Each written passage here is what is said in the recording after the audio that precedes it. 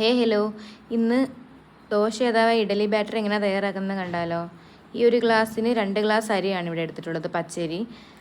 അതിന് 1 ഗ്ലാസ് ഉഴുന്നാണ്. ഉഴുന്നും പച്ചരിയും കൂടെ ഒരുമിച്ചാണ് ചേർത്തിരിക്കുന്നത്. പിന്നെ അതേ ഗ്ലാസ്സിന് തന്നെ 1 ഗ്ലാസ് അവലാണ് ഞാനിവിടെ എടുത്തിരിക്കുന്നത്, വേറൊരു പാത്രത്തിലേക്കാണ്. അതിനുശേഷം ഒരു 3-4-5 ഉലുവയാണ്. ഉലുവയും ഈ അരിയും ഉഴുന്നിലേക്കുമാണ് ചേർത്തിരിക്കുന്നത്. പിന്നെ ആവശ്യത്തിന് വെള്ളം ഒഴിച്ച് കഴുകി വൃത്തിയാക്കി ഒരു 5-6 മണിക്കൂർ കുതിരാൻ വേണ്ടി വെച്ച്. അതിനുശേഷം അവലും കഴുകി വൃത്തിയാക്കി ഇതിൻ്റെ കൂടെ തന്നെ കുതിരാൻ വേണ്ടി വെച്ച്.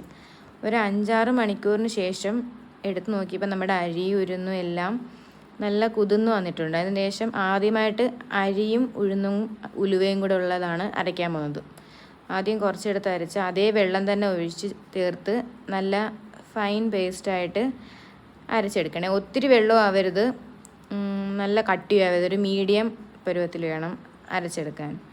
അങ്ങനെ നന്നായിട്ട് കുറച്ചിട്ടാണ് അരച്ചെടുത്തത്. ആദ്യം ഒരു ട്രിപ്പ് ഇട്ട് പിന്നെ അടുത്ത ട്രിപ്പ് ഇട്ട് അങ്ങനെ നല്ല പേസ്റ്റായിട്ട് അരഞ്ഞു വന്നേ. ഇതാണ് അരഞ്ഞു വന്നപ്പോഴുള്ള രീതി.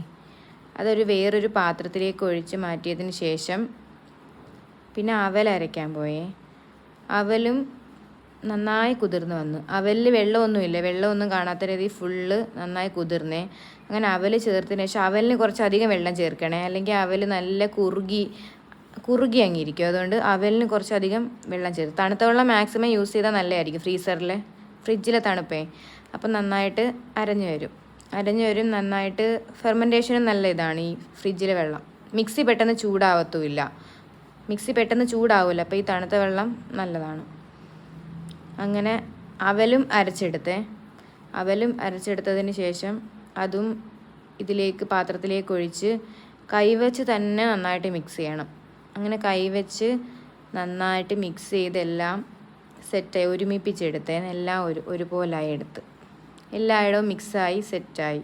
അങ്ങനെ ഒരു നൈറ്റ് ഫുള്ള് ഒരു 10-12 മണിക്കൂർ കഴിഞ്ഞതിന് ശേഷം തുറന്നു നോക്കിയപ്പോൾ നന്നായി പൊന്തി വന്നു. നേരത്തെ കണ്ടപ്പോൾ മനസ്സിലാവും ആ പാത്രത്തിൻ്റെ ഒരു പകുതി ഭാഗമുള്ളായിരുന്നു, ഇപ്പോൾ ഒരു 1/4 ഭാഗമായിട്ടുണ്ട്.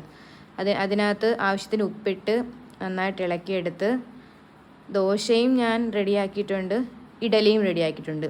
നല്ല ടേസ്റ്റ്. രണ്ടിനും ഈ ഒരു കൺസിസ്റ്റൻസിയിൽ ഈ ഒരു രീതിയിൽ അരച്ചാലും മതിയാവും. നല്ല സോഫ്റ്റ് ഇഡലിയും സാമ്പാറും, സോഫ്റ്റ് ദോശയും സാമ്പാറും. എല്ലാവരും ട്രൈ ചെയ്ത് നോക്കണേ.